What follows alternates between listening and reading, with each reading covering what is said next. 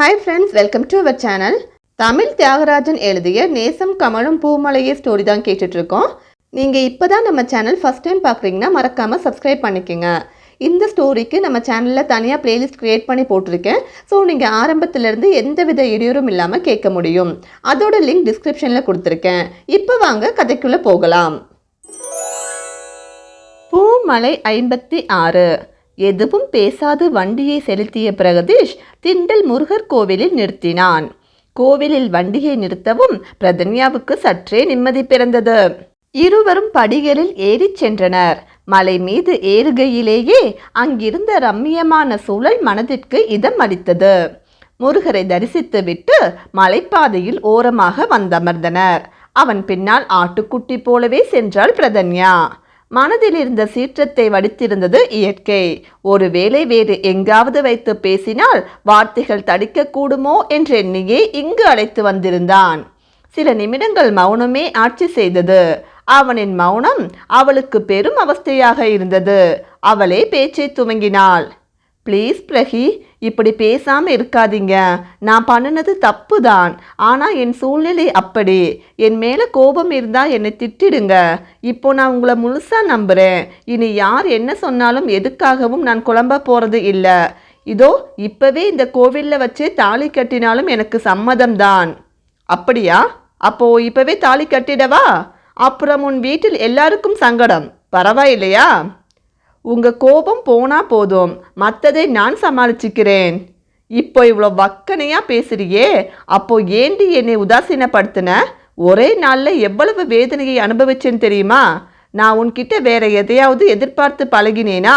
உன்னோட உண்மையான அன்பை மட்டும்தானேடி எதிர்பார்த்தேன். ஆனால் என்னை தவிக்க விட்டுட்டேடி. அவனது வார்த்தைகளில் இருந்த வலியும் ஏக்கமும் பெண்ணவளின் கண்களில் கண்ணீர் துளிகளை தந்தன. நம்பிக்கை இதெல்லாம் வேறங்க. உங்கள் மேலே நம்பிக்கை இருந்தாலும் அண்ணா அப்படி சொன்னதும் ரொம்ப வேதனையாக இருந்தது. அப்படி நிஜமாவே ஒரு காலத்தில் யாரையாவது லவ் பண்ணி அது ஃபெயிலியர் ஆயிருந்தா கூட நீங்கள் சொன்னால் அது வேற. அண்ணா நேரில் பார்த்தேன்னு உறுதியாக சொன்னதோட நம்ம கல்யாணத்துக்கும் சம்மதிக்காததில் நான் உடஞ்சிட்டேன். வருஷங்கள் காத்திருந்த என் காதல். அதற்கு மேல் வார்த்தைகள் வராது தடுமாறினாள். புரியுது தன்யா. அவனும் அவளது இடத்திலிருந்து யோசித்து பார்த்தான். எப்பொழுதுமே அடுத்தவரிடத்தில் இருந்து யோசித்தால் மட்டுமே அவர் தரப்பு நியாயம் புரியும். இதில் நான் ஏதாவது தப்பான முடிவெடுத்துடுவேனோன்னு அண்ணா என்னை தனியாக விடாமல் கூடவே வேற இருந்தான். ஒரு கணம் அந்த கோணத்தில் யோசித்தவனுக்கு உள்ளம் நடுங்கியது. ஏய் ப்ளீஸ், இப்படி சொல்கிறது கேட்கவே கஷ்டமாக இருக்கு. பட் நீ என்கிட்ட ஒரு வார்த்தை நேரடியாக கேட்டிருந்தா 2 பேரும் கஷ்டப்பட்டிருக்க வேண்டாமே. எதுவாக இருந்தாலும் என்ன பிரச்சனையாக இருந்தாலும் நேரடியாக பேசிக்கலாம் தன்யா. சில நேரம் பேசினா பிரச்சனை வரும் என்றாலும் பல நேரம் பேசினாதான் பிரச்சனை முடிவுக்கு வரும். இல்லைன்னா காலத்துக்கும் மன வருத்தம்தான். அது தீவி பேசினப்ப தான் புரிஞ்சது. அப்போவே நான் தெளிவாகிட்டேன். ஆனால் திரும்ப கொஞ்ச நேரத்திலேயே வீட்டுக்கு வந்து தீக்ஷிதன் அண்ணாவுக்கும் எங்கள் அண்ணாவுக்கும் சண்டையாகி அப்புறம் எல்லா பிரச்சனையும் ஒரு வழியாக தெளிவாச்சு என்று எல்லாவற்றையும் கூறினாள். அவன் ஏற்கனவே அறிந்திருந்தாலும் அவள் சொல்வதை கேட்டான். அவனது கைகளை பற்றியவள், I love you very much Pragi. நீங்கள் இல்லாத ஒரு லைஃப்பை என்னால் நினச்சி கூட பார்க்க முடியாது என்று அவளது கண்கள் படித்திருந்தது. கோவிலா போச்சு. இல்லைனா லவ் யூ சொன்ன என் செல்லக்குட்டி லிப்ஸுக்கு கிஃப்ட் கொடுத்துருக்கலாம் என்றவன் அவளது கண்ணீரை விரலால் துடைத்துவிட்டு, இனியும் இது வேண்டாம்டா என்று அவள் கைகளில் மென்மையாக அழுத்தம் கொடுத்தான். இருவர் மனதில் இருந்த துயரம் வடிந்து மனநிறைவுடன் படியிறங்கி சென்றனர். அன்று மாலை விக்னேஷ், அபிநயா இருவரும் தீக்ஷிதன் வீட்டிற்கு வந்தனர். மாலை நேரமாதலால் அனைவரும் வீட்டில் இருந்தனர். விக்னேஷ் கையிலிருந்த ஸ்வீட் பாக்ஸை தெய்வானையிடம் நீட்டினான். என்ன என்பது போல் இருவரின் முகம் நோக்கினார் தெய்வானை. இது என்னடா ஸ்வீட் எல்லாம் வாங்கிட்டு வந்திருக்க? நம்ம வீட்டுக்கு வர என்னடா ஃபார்மாலிட்டி? அவசரமாக கேட்டான் தீக்ஷிதன். கொஞ்சம் பொறுப்பா, அவன் ஏதோ சொல்ல வரான், சொல்லட்டும் என்றார் குருமூர்த்தி. அம்மா, அது நம்ம அபி கன்சீவாக இருக்கா. சிறு வெட்கம் கலந்து கூறினான். வாவ், சூப்பர்டா, கங்க்ராட்ஸ். ஏய் அபி, செம்மடா, ரொம்ப ஹாப்பியாக இருக்கு. இத்தனை நாட்கள் நண்பர்களின் வேதனையை கண்டிருந்தவன் அவனது இவ்வார்த்தையால் மகிழ்ச்சியில் திளைத்தான். அபியை அணைத்த தெய்வானே, ரொம்ப சந்தோஷமா இருக்கு அபிக்கண்ணு. உன் நல்ல மனசுக்கு எல்லாம் நல்லதாக தான் நடக்கும் என்றார். நீங்கள் சொன்ன மாதிரி சஷ்டி விரதம் இருந்தேன்மா. அதோட தீபி சொன்ன மாதிரி ஹோமில் 2 குழந்தைகளோட செலவுக்கும் டொனேட் பண்ணுறோம். திருச்செந்தூர் கோவிலில் வச்சு தான் இதை சொன்னீங்க. முருகரோட அருளால் இப்போ எங்களுக்கும் குழந்தை வரப்போகுதுமா. அதை கேட்டுக்கொண்டு அங்கு வந்த தீபிகா, வாவ் அபி அக்கா சூப்பர், ரொம்ப ரொம்ப சந்தோஷமா இருக்கு, நம்ம வீட்டுக்கு குட்டி பாப்பா வரப்போகுது. ஒரு குழந்தையின் வரவு அந்த குடும்பத்திற்கு எவ்வளவு மகிழ்ச்சியை தருகிறது என்பதன் அடையாளமாக அனைவர் முகமும் மகிழ்ச்சியில் நிறைந்திருந்தது. அத்தம்மா, அபி அக்காவுக்கு நாம் கிராண்டாக வளைகாப்பு பண்ணணும். அக்கா கை நிறைய வளையல் போட்டு செம்மையாக இருக்கும்ல. அப்போதே கற்பனைக்கு போய்விட்டாள். ஆமாம்மா, அபிக்கு ரொம்ப கிராண்டாக இந்த ஃபங்க்ஷன் எல்லாம் செய்யணும் என்று அவளது கூற்றை வழிமொழிந்தான் தீக்ஷிதன். புருஷனும் பொண்டாட்டியும் கொஞ்சம் பொறுங்கப்பா, அதுக்கு இன்னும் 7 மாதம் இருக்கு. அதுக்கு முன்னாடி நாம் எல்லாரும் அபியை நல்லா பார்த்துக்கணும் என்றவர் அபியிடம், டாக்டர் என்ன சொன்னாங்கம்மா என்றார். எல்லாம் நார்மலாக இருக்குமா, அதிகமாக ஸ்ட்ரெயின் பண்ணிக்காமல் ரெஸ்ட் எடுக்க சொல்லி இருக்காங்க. சரிம்மா, நீ உடம்பை பார்த்துக்க, கொஞ்ச நாளைக்கு கம்பெனி ஒர்க் எல்லாம் விக்கி பார்த்துக்கிட்டும் என்றவர் இருவருக்கும் இனிப்பை ஊட்டி விட்டார். சந்தோஷத்துடன் பேசி கழித்து இரவு உணவுக்கு பின் இருவரும் கிளம்பி சென்றனர். நாட்கள் மெதுவாக நகர்ந்தது. அபியின் தாய் மட்டும் மகிழ்ச்சியோடு மகளை வந்து கண்டு சென்றார். அபிக்கு அதிக வாந்தியும் சோர்வும் இருந்ததால் சிறிது நாட்கள் இங்கேயே தங்கி இருக்கட்டும் என்று தங்கள் வீட்டிலேயே இருக்க சொல்லி கவனித்து கொண்டார் தெய்வானை. இருவரும் தீக்ஷிதன் வீட்டிலேயே தங்கிக் கொண்டனர். அதனால் அவளது களைப்பிலும் கும்மாளத்திற்கு பஞ்சமே இல்லாத நாட்கள் இனிதாய் நகர்ந்தது. ரம்யா தன் குழந்தையை நல்லபடியாக பெற்றெடுக்க வேண்டி தேவையற்ற விஷயங்களை மனதிலிருந்து புறம் தள்ளி குழந்தையின் ஆரோக்கியமும் நல்ல மன வளர்ச்சியும் மட்டுமே முக்கியமென தனக்கு பிடித்த விஷயங்களை செய்து கொண்டிருந்தாள். வயிற்றில் இருக்கும் குழந்தைக்காக நல்ல இசையை கேட்க துவங்கியிருந்தாள். கருவிலேயே குழந்தையை தைரியசாலியாக மாற்ற தன்னம்பிக்கை விதைகளை விதைத்தாள். அடிக்கடி தீக்ஷிதன் வீட்டிற்கு அழைத்து வந்து அவளுக்கு நல்லதொரு சூழலை உருவாக்கி கொடுத்திருந்தனர் சேதுபதியும் பிரகதீஷும். அனைவரும் ஒரு சேர பிரகதீஷ் பிரதன்யா திருமணத்திற்கு ஆதரவாக குரல் கொடுக்க முயன்றளவு எதிர்த்து பார்த்த வடிவு வேறு வழியின்றி ஒத்துக்கொண்டார்.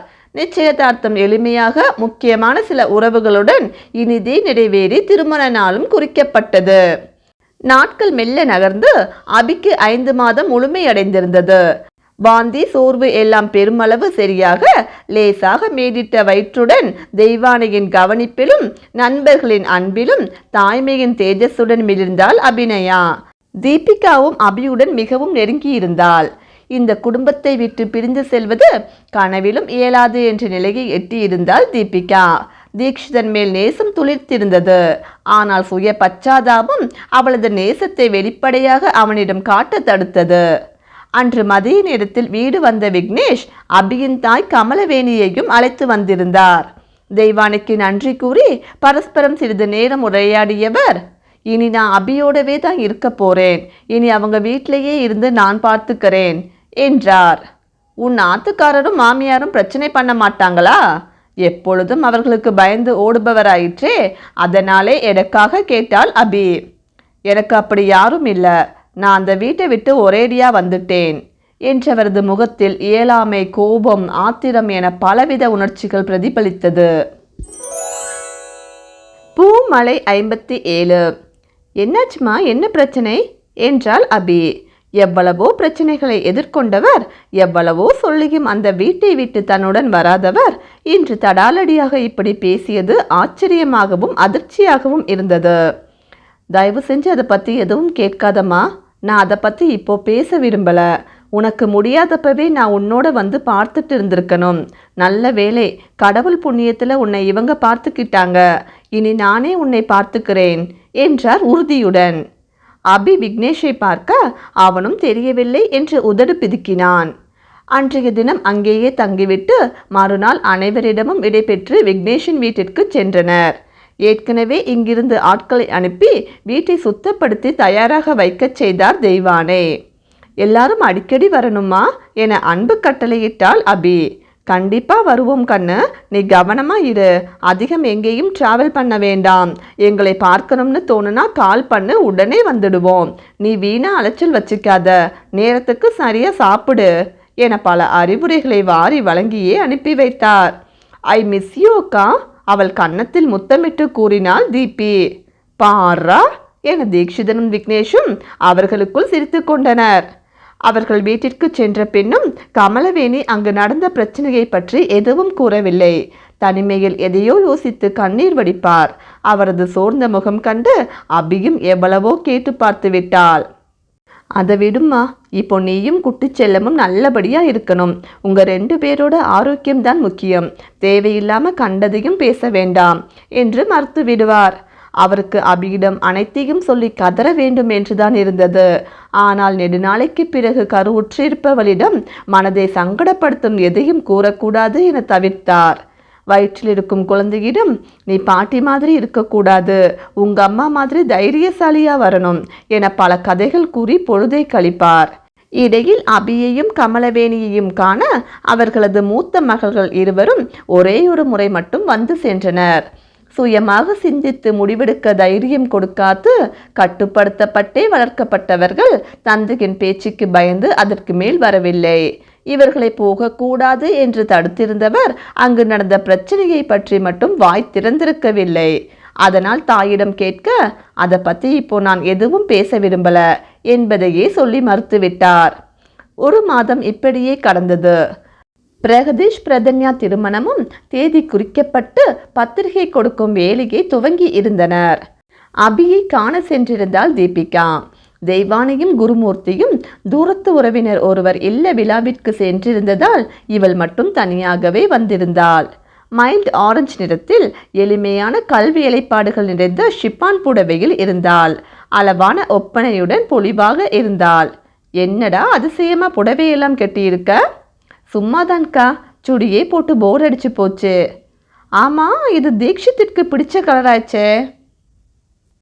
ஓ அப்படியா என்று மழுப்பினாள். அவளது கள்ளத்தனம் உணர்ந்த அபி, சரி மேடம், எப்போ உங்கள் லவ்வை தீக்ஷித் கிட்ட சொல்ல போறீங்க? பாவம்மா பையன், ரொம்ப சோதிக்காத என்றாள் தடாலடியாக. அவளது கூற்றில் தீபிகா முகத்தில் செம்மை படர்ந்தது. அட போங்கக்கா, உங்களுக்கு வர வர இமேஜினேஷன் ரொம்ப ஓவர் ஆயிடுச்சு. சும்மா மழுப்பாத தீபி, உன்னோட ஆக்டிவிட்டீஸ்லேயே தெரியுது தீக்ஷித்திற்கு பிடிக்கும்னு புடவை கட்டியிருக்க. அதனால் மட்டும் சொல்லலை, அவனை பற்றி பேசினாலே முகத்தில் 1000 வாட்ஸ் பல்ப் எரியுது.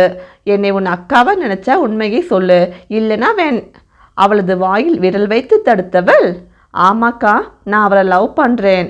அவர் என் மேலே வச்சிருக்க அன்பை கொஞ்சம் கொஞ்சமாக புரிஞ்சுக்கிட்டேன். எனக்காக மட்டுமேயான எந்தவித எதிர்பார்ப்பும் இல்லாத பரிசுத்தமான அன்பு.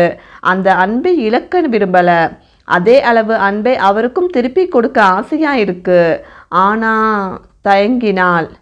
அதுதான் அவனை புரிஞ்சுக்கிட்டியே, அப்புறம் என்ன தயக்கம்? ஒரு சிலருக்கு மாதிரி மாமியார் கொடுமை மாமனார் கொடுமை ஏதாவது உனக்கு இருக்கா? உன்னை அவங்க வீட்டு மகளா நினச்சி பார்த்துக்கிறாங்க. அப்போ நீங்கள் 2 பேரும் சந்தோஷமா இருந்தாதானே அந்த குடும்பமும் சந்தோஷமா இருக்கும். எல்லாம் சரிதான்கா, இவ்வளவு கௌரவமான குடும்பத்தில் வாழ எனக்கு தகுதி இருக்கா? எப்படிப்பட்டவங்களுக்கு எதனால் ஏன் பிறந்தேன்னு கூட தெரியலை. அப்படி இருக்கும்போது எந்த விதத்தில் எனக்கு என்ன தகுதி இருக்கு? தலை குனிந்தபடி பேசினாள். ஏய் லூசா நீ? சரி, நீ சொல்கிற மாதிரியே வச்சுக்குவோம். ஒருவேளை நீ தீக்ஷித் கூட வாழாமல் பிரிஞ்சு போனால் மட்டும் குடும்ப கௌரவம் நல்லா இருக்கும்னு நினைக்கிறியா?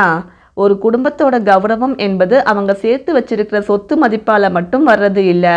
அந்த குடும்பத்து உறவுகள் எந்த அளவு நல்லா இருக்காங்க, மற்றவங்களை எப்படி அன்பாகவும் மரியாதையாகவும் நடத்துகிறாங்க, இப்படி எல்லாத்தையும் பொறுத்து தான் ஒரு குடும்பத்துக்கு கௌரவம் வருது. அதை முதல்ல புரிஞ்சிக்க. நீ எப்படி வேணாலும் வந்து இருக்கலாம், ஆனால் அங்கே தீக்ஷித்தோட மனைவியா நல்ல புரிதல்கள் உள்ள கணவன் மனைவியா வாழும்போது தான் உங்களுக்கான கௌரவம் உயரும். அதோட இன்னொரு விஷயம், தீக்ஷித் உங்கள் அம்மா அப்பாவை கண்டுபிடிக்கிறதா சொல்லியிருக்கான்ல. சப்போஸ் அவன் கண்டுபிடித்து உன் முன்னாடி நிப்பாட்டுனா அந்த இடத்துல பாருங்க, நீங்கள் என்னை விட்டு போனதுனால ஒரு நல்ல வாழ்க்கையை கூட என்னால் ஏற்றுக்க முடியாமல் இருக்கேன் அப்படின்னு நீயே தாழ்ந்து போய் நிற்க போறியா? இல்லை, நீங்கள் என்னை தூக்கி எரிஞ்சிட்டு போனாலும் கடவுளோட அருளால் நான் ஒரு நல்ல வாழ்க்கை வாழ்ந்துட்டு இருக்கேன் அப்படின்னு கெத்தா சொல்லி நிமிர்ந்து நிற்க போறியா? அவங்க முன்னாடி நீ இந்த குடும்பத்து மருமகளாக கெத்தா இருக்க வேண்டாமா? அமைதியாக அவள் சொல்வதை கேட்டுக்கொண்டிருந்தாள் தீபிகா. சரி, அதெல்லாம் தாண்டி தீக்ஷித் நீ அவன் கூட வாழ சம்மதம்னு சொல்ற ஒரு வார்த்தைக்காக எவ்வளவு ஏங்கிட்டு இருக்கான் தெரியுமா? அவனோட சந்தோஷத்துக்காக நீ உன் மனசை மறைச்சு வைக்காம அவன்கிட்ட வெளிப்படுத்தி 2 பேரும் சந்தோஷமா இருங்க. இந்த குட்டி பாப்பாவுக்கு நீ கொடுக்கிற கிஃப்ட் இதுதான் என்று தன் மேலிட்ட வயிற்றில் கை வைத்தபடி கூறினாள். தீபிகாவின் கண்கள் கலங்கி இருந்தது. புரியுது அக்கா, தீக்ஷித் லைஃப்ல எல்லா விஷயத்திலையும் சாதிச்சுட்டு இருக்காரு. ஆனால் என்னால் தான் அவர் கஷ்டப்படுறாரு. இனிமேலும் நான் எதையும் மறைச்சு வச்சு அவரை கஷ்டப்பட வைக்கல. இன்னைக்கே அவர்கிட்ட சொல்லிடுறேன் என்றால் குழப்பம் தெளிந்தவளாக. சூப்பர்டா தீபி என்று அவளை கட்டி அணைத்து, நாளைக்கே 2 பேரும் ஜோடியா இங்க வரணும், ஓகேவா? அவனை நிறைய ஓட்ட வேண்டியிருக்கு என்று மனநிறைவுடன் கூறினாள். மேலும் சிறிது நேரம் அவளுடனும் கமலவேணியிடமும் பேசிவிட்டு மாலை வீட்டிற்கு கிளம்பினாள். வழக்கம் போல தீபிகாவின் துடுக்குத்தனத்தை ரசித்தார் கமலவேணி. தீக்ஷித்திற்கு அழைத்து கூற நினைத்த அபி, தீபி முதலில் சொல்லட்டும், அப்புறமா கால் பண்ணி பேசலாம் என நினைத்து விக்னேஷிடம் மட்டும் விஷயத்தை கூறினாள். போகும் வழியிலேயே தீக்ஷித்திற்கு கொடுப்பதற்காக தேடி தேடி ஒரு லவ் கிரீட்டிங் கார்டும் மறக்காது வாங்கி கொண்டு அவசரமாக வீட்டை நோக்கி பயணித்தாள் தீபிகா. அதே நேரம் தீபிகா வாழ்க்கை பற்றி கவலையுடன் சாரதாம்பாளுடன் பேசிக்கொண்டிருந்தால் அவருக்கு பத்திரிகை கொடுக்க சென்ற பிரதன்யா. பூமலை 58. சாரதாம்பாளுக்கு பத்திரிகை கொடுக்க தீபிகாவை உடன் அழைத்து வரவே எண்ணி இருந்தாள். ஆனால் மாலை அலுவலகம் விட்டு அப்படியே கொடுத்து செல்லலாம் என எண்ணியவள் அவளை அழைத்து வரவில்லை. சாரதாம்பாளுக்கு பத்திரிகை கொடுத்தவளுக்கு தீபிகா வாழ்வு இன்னும் இப்படியே இருக்கிறது என்ற வேதனை மேலோங்கி இருந்தது. இந்த இடைப்பட்ட காலத்தில் இவர்கள் இருவரும் நேரில் சந்திப்பதும் குறைந்திருந்தது. அதனால் தீபிகாவிடம் ஏற்பட்ட மாற்றங்களை இவள் முழுதாக அறியவில்லை. ரொம்ப சந்தோஷம்மா, கண்டிப்பா வாரேன் என்றவர் உன்கிட்ட ஒரு விஷயம் கேட்கணும் என்றார். என்னம்மா? தீபி இந்த வாழ்க்கையை முழுசா ஏற்றுக்கிட்டு சந்தோஷமா வாழ்றாதான? ஏற்கனவே அவளை நினைத்து வேதனைப்பட்டவளுக்கு இந்த கேள்வி மனதை வாட்டியது. ஒருவேளை ஜிடி அவளோட அம்மா அப்பாவை கண்டுபிடிக்கலனா இவ பிரிஞ்சு போயிடுவாளே என்று பயம் மேலோங்கியது. இவரிடம் சொன்னாலாவது ஏதாவது செய்வார் என்ற எண்ணத்தில் கவலையோடு அவளின் பிரச்சனையை கூறிவிட்டாள். அனைத்தையும் கேட்ட சாரதாம்பாளுக்கு தீபிகாவை நினைத்து வருத்தப்படுவதா கோபப்படுவதா என புரியவில்லை. சிறிது நேர யோசனைக்கு பின் ஒரு முடிவுக்கு வந்தவர், சரிம்மா, நான் பார்த்துக்கிறேன், நீ கல்யாண பொண்ணு சந்தோஷமா இருக்கணும் என்றார். வீட்டிற்கு சென்ற தீபிகா நேராக தங்கள் அறைக்கு சென்று தான் வாங்கி வந்த கார்டில் தீக்ஷித்திடம் தான் கூற நினைத்தவற்றை எழுதினாள்.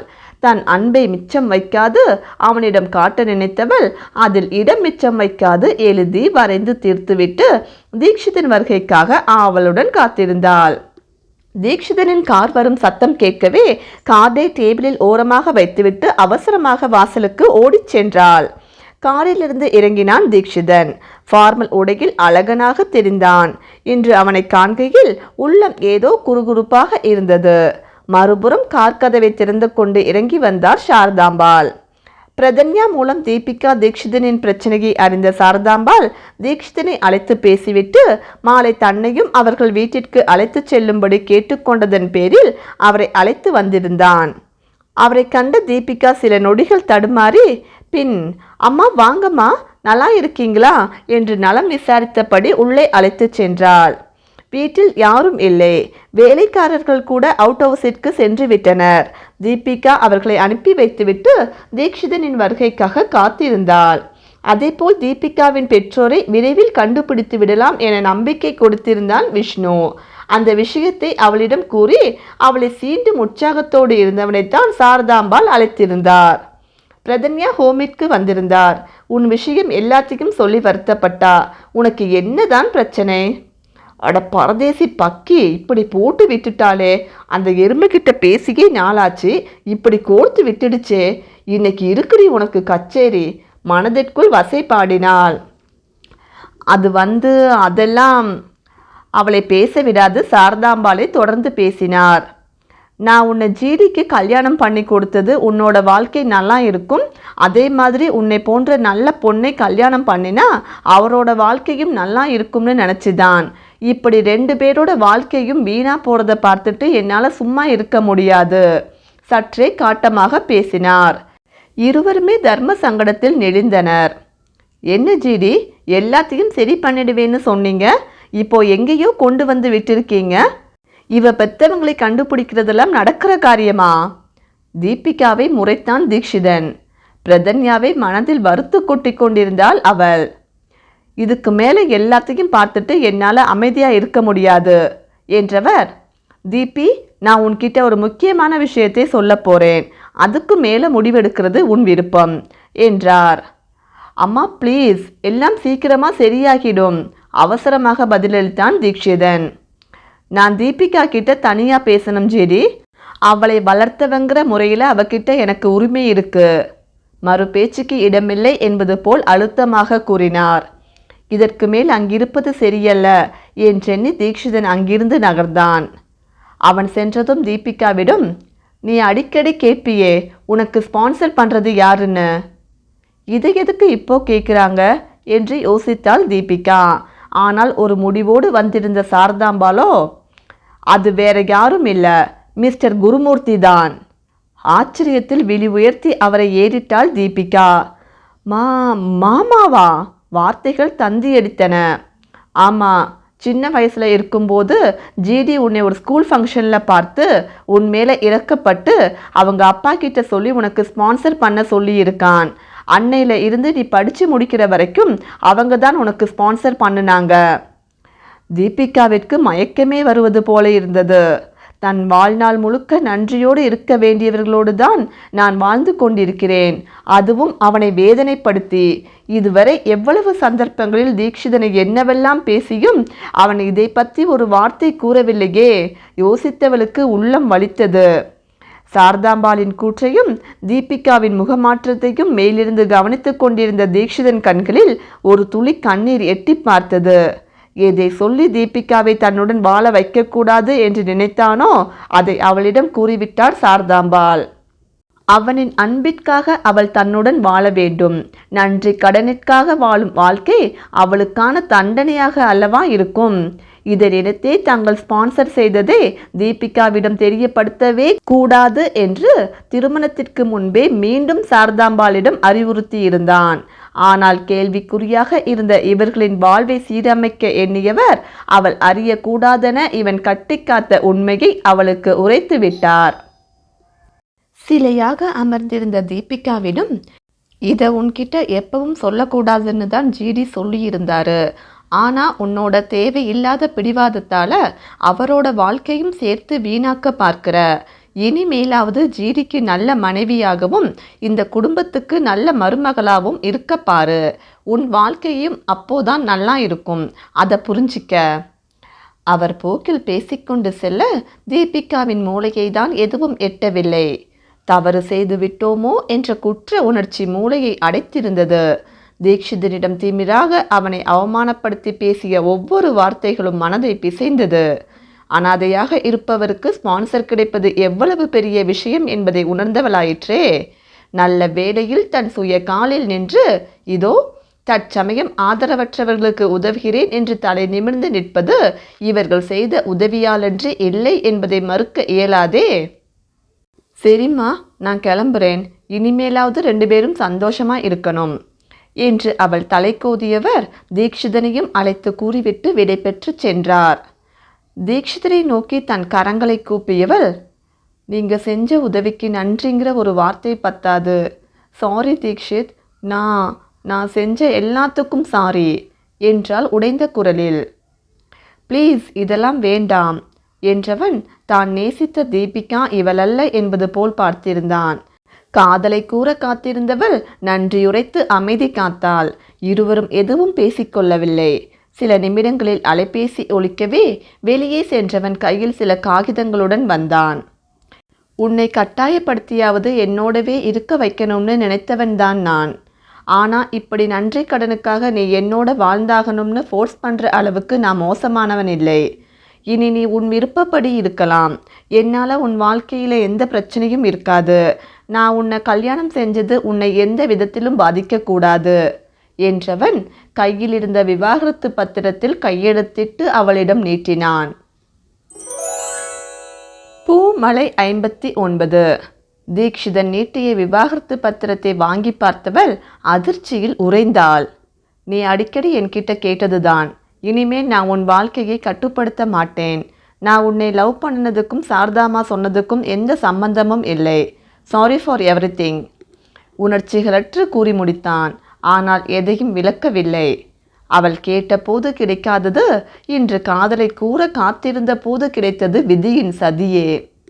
இப்பொழுது தன் காதலை சொன்னால் சாரதாமா சொன்ன உண்மையால் நன்றி கடனாக அல்லவா மாறிவிடும். அதுவும் இல்லாது தீக்ஷிதனை எதிர்த்து எதுவும் செய்யக்கூடாது.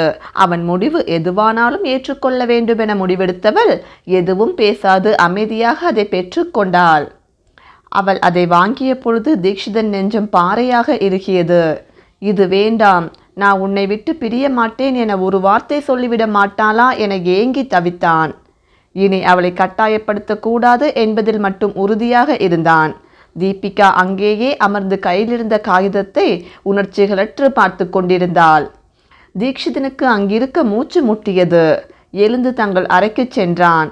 ஆனால் எதையும் கவனிக்கும் நிலையில்தான் அவன் இல்லை. கட்டிலில் விழுந்தான். தான் நேசித்தவள் எக்காரணம் கொண்டும் தன்னை விட்டு பிரிந்துவிடக்கூடாது என்று எவ்வளவோ செய்தான். ஆனால் இன்று தானே அவளிடம் விவாகரத்து பத்திரத்தை கொடுத்ததை எண்ணி மனம் வெதும்பினான். இனி அவளை கட்டாயப்படுத்தினால் நிச்சயம் எதிர்த்து நிற்க மாட்டாள். ஆனால் தீக்ஷிதன் அதை விரும்பவில்லையே. அவனது அன்பினால் அவள் மாற வேண்டும் என்றல்லவா காத்திருந்தான். நேரம் கடந்து கொண்டே சென்றது. மனதில் பற்பல யோசனைகளோடு படுத்திருந்தான். குருமூர்த்தியும் தெய்வானையும் வீடு திரும்பினர். தீபி என அழைத்து கொண்டே உள்ளே வந்தார் தெய்வானே.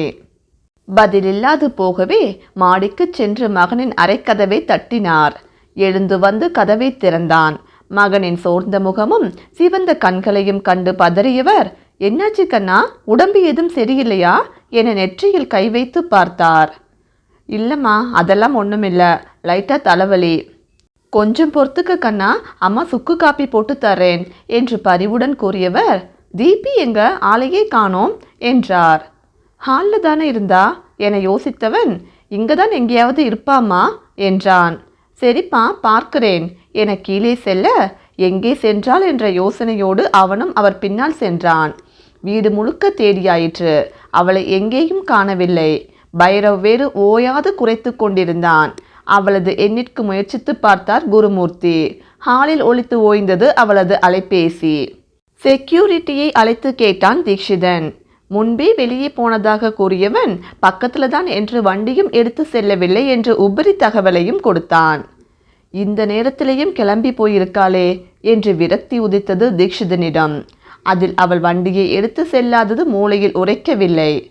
அவ எங்கேயோ வெளியே போயிருக்கா போலமா, அநேகமா அன்பாலயம் போயிருப்பா. நீங்க உங்க வேலையை பாருங்க. அங்க போறதுன்னா ஏன் மொபைல் கூட எடுக்காம போயிருக்கான்? உங்க 2 பேருக்கும் ஏதாவது பிரச்சனையா? உன் முகமும் சரியில்லை பதற்றத்தோடு கேட்டார் தெய்வானே. ஒன்றுமில்லம்மா. அப்போ என்னாச்சு? ஏதாவது பெரிய பிரச்சனையா? ப்ளீஸ் பா, கொஞ்ச நேரம் என்னை ஃப்ரீயாக விடுங்க என்று அறைக்கு செல்ல எத்தனித்து சோஃபாவில் கிடந்த அவன் அலைபேசியை கையில் எடுத்தான். அபியிடமிருந்து பல தவறிய அழைப்புகள் இருப்பதை கண்டவன் என்னவோ என்று பதறி அவளுக்கு அழைத்தான். அன்பான தோழி, அதோடு குழந்தையை சுமந்து கொண்டிருப்பவள் என்பதால் அவளது அழைப்பை உதாசீனப்படுத்த மனம் வரவில்லை. இணைப்பை ஏற்றவள், என்ன சார், பொண்டாட்டி கூட ஒரே ரொமான்ஸா? ஐயோ பாவம், கொஞ்ச நேரம் டிஸ்டர்ப் பண்ணக்கூடாதுன்னு விட்டா நீ மணிக்கணக்காயும் ஃபோன் அட்டன் பண்ண மாட்டேங்கிற. இவன் பேசும் முன் அவள் பேச வேண்டியதை கேட்டுவிட்டாள். இத்தனை வாட்டி கால் பண்ணிருக்கேன்னு பதறி போயிட்டேன்னு தெரியுமா? நீ என்னடானா என்னை ஓட்டிக்கிட்டு இருக்க? கடுப்புடன் கேட்டான். என்னடா சொல்ற? தீபி உன்கிட்ட எதுவும் சொல்லலையா? இப்போ உனக்கு என்னதான் பிரச்சனை அபி? கடுப்பாகியது தீக்ஷிதனுக்கு. எனக்கு ஒரு பிரச்சனையும் இல்லை. உன் பொண்டாட்டி தான் உன்னை லவ் பண்ணுறேன், இன்னைக்கே அவர்கிட்ட சொல்ல போறேன்னு இங்கேருந்து கிளம்பி வந்தா. அவ எங்க? அவகிட்ட ஃபோனை கொடு. என்ன சொல்ற அபி? அவ என்னை லவ் பண்ணுறேன்னு உன்கிட்ட சொன்னாளா? எப்போ சொன்னா? சந்தோஷம் பதற்றம் இரண்டும் அவனிடம் தொற்றிக்கொண்டது. அனைத்தையும் கூறினாள் அபிநயா.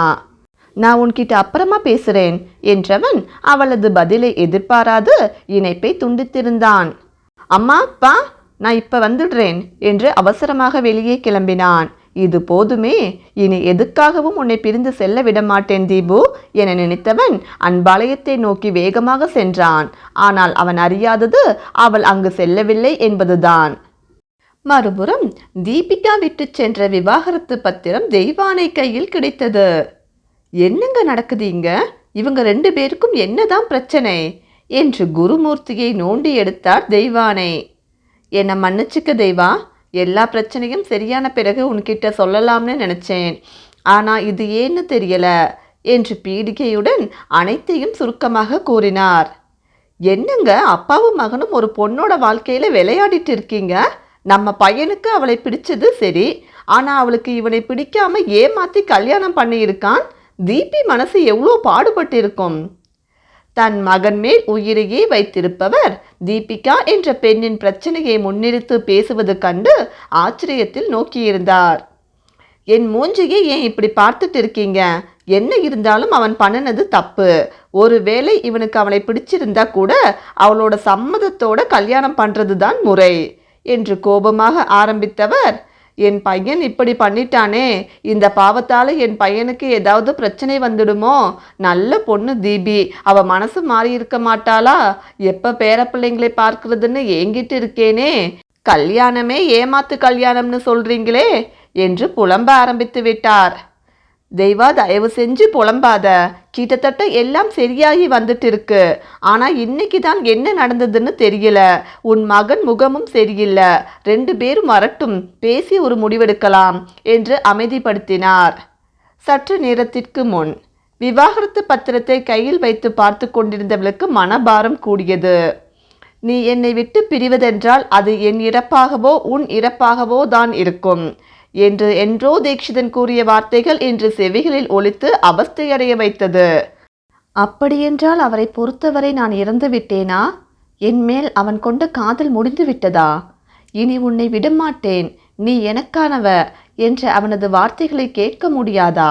உள்ளம் ஓலமிட்டது. இனி இங்கிருந்து அவனது வெற்றுப்பார்வையை தாங்கிக் கொண்டு வாழ இயலாது. போய்விடலாம். எங்கு போவது? எங்காவது போய்விடலாம். பலவித யோசனைகளோடு விவாகரத்து பத்திரத்தை அங்கேயே போட்டுவிட்டு எழுந்து சென்றாள்.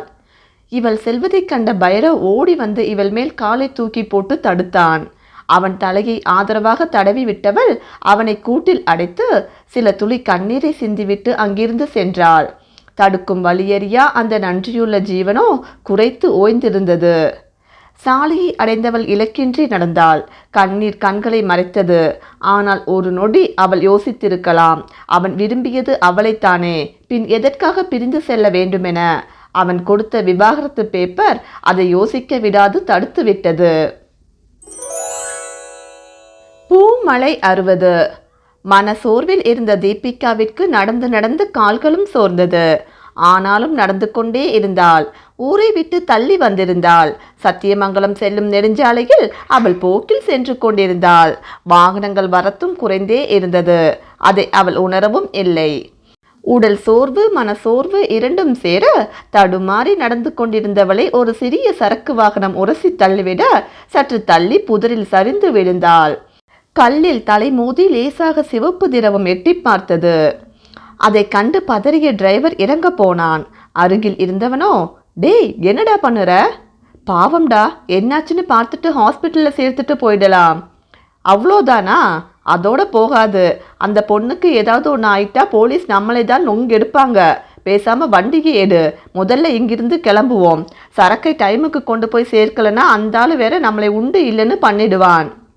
டேய், அதுக்குன்னு என்னாச்சுன்னு கூட பார்க்காம போகிறது நியாயமாடா? ஆம்புலன்ஸுக்காவது கூப்பிட்டு சொல்லலாம். அதெல்லாம் யாராவது பார்த்துப்பாங்க. நீ கிளம்புற வழியை பாரு. நீ ஜெயிலுக்கு போயிட்டா அப்புறம் உன் பொண்டாட்டி பிள்ளைங்க தான் நடுத்தெருவில் நிற்பாங்க. மனதே இல்லாமல் அங்கிருந்து வண்டியை எடுத்தான் அந்த ஓட்டுநர். பலரும் பின்னால் வரும் பிரச்சனைகளுக்கு பயந்து ஒதுங்கி செல்லவே நினைக்கின்றனர். தவறு செய்தாலும் அதை திருத்தும் வழியிருந்தும் அவளை அங்கே நிற்கதியாக விட்டுவிட்டு அங்கிருந்து கிளம்பிச் சென்றது அந்த வாகனம். அன்பாலயத்தை அடைந்திருந்தான் தீக்ஷிதன். இன்று தன் மொத்த காதலையும் அவளுக்கு காட்ட வேண்டும். அவளை காதலிக்க துவங்கிய நாள் முதல் அவளை திருமணம் செய்தவரை கதை கதையாக கூற வேண்டும். அவளது காதல் மலையில் நனைய வேண்டும். மனதின் ஆசைகள் ஏறிக்கொண்டே சென்றது.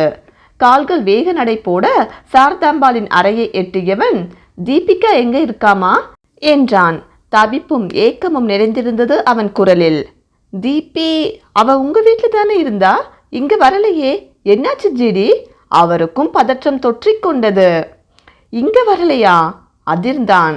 இங்கத்தான் வந்திருப்பான்னு முட்டாள்தனமா இருந்துட்டேனே என மனதில் புலம்பியவன், நீங்க வந்துட்டு போன பிறகு வெளியே கிளம்பினாள், ஃபோனும் எடுத்துட்டு போல, இங்க தான் வந்திருப்பான்னு நினைச்சேன், அதனால நேரா இங்க வந்துட்டேன்மா. நான் அவ வீட்டுக்கு வந்ததும் கால் பண்றேன்மா. பாதி விஷயத்தை மறைத்து உண்மையை கூறியவன் அவரது பதிலுக்கும் காத்திருக்காது அவசரமாக அங்கிருந்து கிளம்பினான். எங்கடி போன? இத்தனை நாள் சொல்லாத காதலை இன்னைக்கு தான் நீ சொல்ல வரணுமா? அது தெரியாம நான் சொதப்பிட்டேனேடி. நீ உன் காதலை என்கிட்ட சொல்ற நாளுக்காக தானடி ஒவ்வொரு நொடியும் காத்திருந்தேன். சொல்ல வந்த உன்னிடம் டிவோர்ஸ் நோட்டீஸை நீட்டிட்டேனே. உன் மனம் என்ன பாடுபட்டிருக்கும். சாரி தீபு. மனதோடு புலம்பிக்கொண்டே அவள் எங்காவது தென்படுகிறாளா என்று கண்களை அலைப்பாய விட்டான். வெண்ணை திரண்டு வரும் நேரத்தில் தாலியை உடைத்தவன் போலானான். விக்னேஷை அழைத்து விவரம் கூற அவனும் கமலவேணியிடம் அபியை பார்த்து கொள்ளும்படி கூறிவிட்டு ஒரு புறம் தீபிகாவை தேடும் பணியில் மூழ்கினான். அவள் வழக்கமாக செல்லும் இடமெங்கும் அலைந்தும் அலைபேசியில் அழைத்து கேட்டும் ஒரு இடத்திலும் உருப்படியான பதில் கிடைக்காது கலங்கி தவித்தனர். தீக்ஷிதனை அலைபேசியில் தொடர்பு கொண்டார் குருமூர்த்தி. தந்தையிடம் சுருக்கமாக விஷயத்தை கூறினான். அப்போதைக்கு தேவையானதை மட்டும். இவ்வளோ நேரமாகியும் அவ எங்கே இருக்கான்னு தெரியலனா போலீஸ்க்கு இன்ஃபார்ம் பண்ணி பர்சனலாக தேடி பார்க்க சொல்லலாம். அவருக்கு அவனிடம் கேட்க பல கேள்விகள் இருந்தாலும் கேட்கும் நேரம் இதுவல்ல என்றெண்ணியவர் அப்போதைய பிரச்சனைக்கு தீர்வை தேடினார். சரிப்பா, நான் விஷ்ணு கிட்டேயே சொல்லி தேட சொல்கிறேன் என்றவன் அவனை அழைத்து விஷயத்தை கூறினான். முழுதாக கேட்டவன், ஏண்டா இம்சை பிடிச்சவனே, பொண்டாட்டி லவ் பண்ண ஆரம்பிச்சது கூட தெரியாம என்ன மண்ணாங்கட்டி லவ்வர்டா நீ?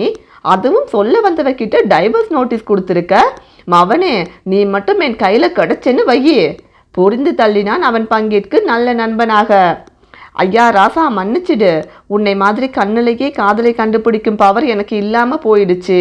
இப்ப எங்க போனான்னு தெரியல, கொஞ்சம் ஹெல்ப் பண்ணுடா. கடைசி வார்த்தையில் குரல் கலங்கியது. அவளுக்கு என்னவாயிற்றோ என்ற பயம். அதை உணர்ந்தவன், சிஸ்டருக்கு எதுவும் ஆயிருக்காது, நான் பக்கத்தில் இருக்க சிசிடிவியில் ஏதாவது ரெக்கார்ட் ஆயிருக்கா என்னன்னு செக் பண்ணி பார்த்துட்டு சொல்கிறேன், டென்ஷன் ஆகாமல் இரு, சீக்கிரம் கண்டுபிடிச்சிடலாம் என்று நம்பிக்கையூட்டினான். விக்னேஷையும் வீட்டிற்கு போக சொல்லிவிட்டு வீட்டிற்கு சென்றான் தீக்ஷிதன். அங்கே பல கேள்விகளோடு இருவரும் காத்திருந்தனர். தாயின் முன்பு பரிதவித்து நின்றான் தீக்ஷிதன். தன் மகன் எது செய்தாலும் சரியானதாக இருக்கும் என மலை போல் நம்பி அவன் எடுக்கும் அனைத்து முயற்சிக்கும் உறுதுணையாக இருப்பவர் முன்பு அவசரப்பட்டு தான் நேசித்தவளுக்கு விவாகரத்து கொடுத்து அவளை காணாது பரிதவித்து கொண்டிருப்பதை எப்படி கூறுவது? அனைத்து பிரச்சனைகளையும் முடித்துவிட்டு அன்னையிடம் உண்மையை கூறி மன்னிப்பு கேட்க எண்ணி இருந்தவனால் அனைத்தும் தவறாக போன நேரத்தில் எப்படி உரைக்க இயலும்? அம்மா, சாரிம்மா, நான் அவசரப்பட்டுட்டேன் என்றவன் மனபாரம் நீங்க அன்னையின் மடியில் சாய்ந்து கண்ணீரோடு ஆறுதல் தேடினான். அவன் செயலால் கோபத்துடன் அவன் வருகைக்காக காத்திருந்தவர் மகனின் கண்ணீர் கண்டதும் அவன் தலை கோதி, பயப்படாத, அவளுக்கு எதுவும் ஆகாது கண்ணா, கடவுள் நம்மளை கைவிட மாட்டார், சீக்கிரமா அவன் நம்ம கிட்ட வந்துடுவா, தைரியமா இரு, இப்பதான் நீ ரொம்ப தைரியத்தோட இருக்கணும், இப்படி உடைஞ்சு போயிட்டா அடுத்து செய்ய வேண்டியதை சரியா யோசிக்க முடியாது போயிடும். அந்த நேரத்தில் அவன் செய்த பிழையை சுட்டிக்காட்டாது ஆறுதல் கூறி அரவணைக்கும் அன்னை கிடைப்பது வரம். அவரது வார்த்தைகள் அவனுக்கு நம்பிக்கையை தந்தது. நாங்க வர்ற வரையாவது பொறுமையா இருந்திருக்கலாம்ல அப்பு. மகன் திடீரென அவசரப்பட்டு விட்டானே என்று கேட்டார் குருமூர்த்தி. அவரது கையில் விவாகரத்து பத்திரம் இருந்தது. நாம தான் அவளுக்கு ஸ்பான்சர் பண்ணணுங்கிற விஷயத்தை சாரதாமா அவகிட்ட சொல்லிட்டாங்கப்பா. அவங்க ஏன் அதை சொன்னாங்க? நாம தான் அந்த விஷயம் அவளுக்கு தெரியக்கூடாதுன்னு சொல்லி இருந்தோமே. தாயை கண்டு சங்கடமாக உணர்ந்தவன் பின் சுதாகரித்து அனைத்தையும் கூறினான். அதுக்காக ஏன்பா இப்படி பண்ணன? நம்ம வீட்டு பொண்ணு அவ சந்தோஷமா தானே இருந்தா. அத்தம்மா அத்தம்மான்னு எப்போதும் என்னை சுற்றி வருவா. உங்களுக்குள்ள இவ்வளோ பிரச்சனை இருந்தும் என்கிட்ட எதையும் காட்டிக்கிட்டது இல்லை. அவளுக்கு நம்ம எல்லாரையும் பிடிச்சிருந்தது. ஆமாம்மா, அதை புரிஞ்சிக்காம போயிட்டேன். அவ மனசுல என்ன இருக்குன்னு தெரியாம தப்பு பண்ணிட்டேன்மா. இப்போ எங்கே இருக்கிறாளோ, இதையெல்லாம் எண்ணி எவ்வளவு துடித்திருப்பாளோ என்றெண்ணியவனுக்கு உயிர் வரை வலித்தது. தங்கள் கவலை மறைத்து மகனை தேற்றி தெய்வானை கட்டாயப்படுத்தி உணவினை 2 வாய் ஊட்டிவிட போதும் என்று அறைக்குச் சென்றான். உள்ளே சென்றவன் கண்களில் பட்டது மேஜை மேல் தீபிகா வைத்திருந்த கிரீட்டிங் கார்டு. சிவப்பு வண்ண இதயத்தோடு 2 ரோஜா மொட்டுக்கள் சாய்ந்திருக்க தங்க நிறத்தில் ஐ லவ் யூ என்னும் வார்த்தைகள் தாங்கி ஜொலித்தது. அதன் அழகே அவள் அதை எவ்வளவு அன்போடு தேடி எடுத்திருக்கிறாள் என்பதை பறைசாற்றியது. சில நொடிகள் அதை மெல்ல வருடியவன் திறந்து பார்த்தான். Hi my dear. மிக எளிதான துவக்கம். ஆனால் போக போக இவ்வுலகில் ஜனிக்கும் உயிரை நேசிக்கும் முதல் ஜீவன் அன்னை என்பது நிஜமென்றால் நீயே என் அன்னை. பெற்ற அன்னையை வெறுக்கும் என்னால் என்னை ஏமாற்றி மனையாளாக்கி காதலை பொழியும் உன்னை துளியும் வெறுக்க இயலவில்லை. உன்னை விட்டு விலக நினைத்தாலே உயிர் வரை வலிக்கிறது. அந்த உணர்வின் பெயர் காதல் என்றால் நான் உன்னை காதலிக்கிறேன். என் உயிர் பிரியும் வரை உன்னை பிரியாது இருக்கும் வரம் வேண்டும். படிக்க படிக்க கண்களில் நீர் துளிர்த்தது தீக்ஷிதனுக்கு. ஏண்டி என்னை தவிக்க விட்டு போன? தப்பு பண்ணிட்டேன். உன் மனசை புரிஞ்சிக்காம இப்படி பண்ணிட்டேன். சீக்கிரம் என்கிட்ட வா தீபு, மனதோடு கெஞ்சினான். என் வாழ்வின் வசந்தம் நீ, இனி உன் வசம் நான். ஒவ்வொரு நொடியும் உன் காதலை தேன் சுவையாய் திகட்ட திகட்ட அனுபவித்து வறண்ட என் வாழ்வை பூரணமடையச் செயல் வேண்டும். படித்து கொண்டிருந்தவன் அலைபேசி ஒலித்தது. திரையில் விஷ்ணு பெயரை பார்த்தவன் அவசரமாக இணைப்பை ஏற்று காதில் வைத்தான். மீண்டும் அடுத்த அத்தியாயத்தில் சந்திக்கலாம். ஃப்ரெண்ட்ஸ், இந்த பாட்டு பிடிச்சிருந்தா மறக்காமல் லைக் பண்ணுங்கள். உங்கள் ஃப்ரெண்ட்ஸ் அண்ட் ரிலேட்டிவ்ஸ்க்கு ஷேர் பண்ணுங்கள். கதை பற்றிய கருத்துக்களை கமெண்ட்டில் சொல்லுங்கள். நம்ம சேனலை சப்ஸ்கிரைப் பண்ணிவிட்டு தொடர்ந்து பாருங்கள். தேங்க்யூ.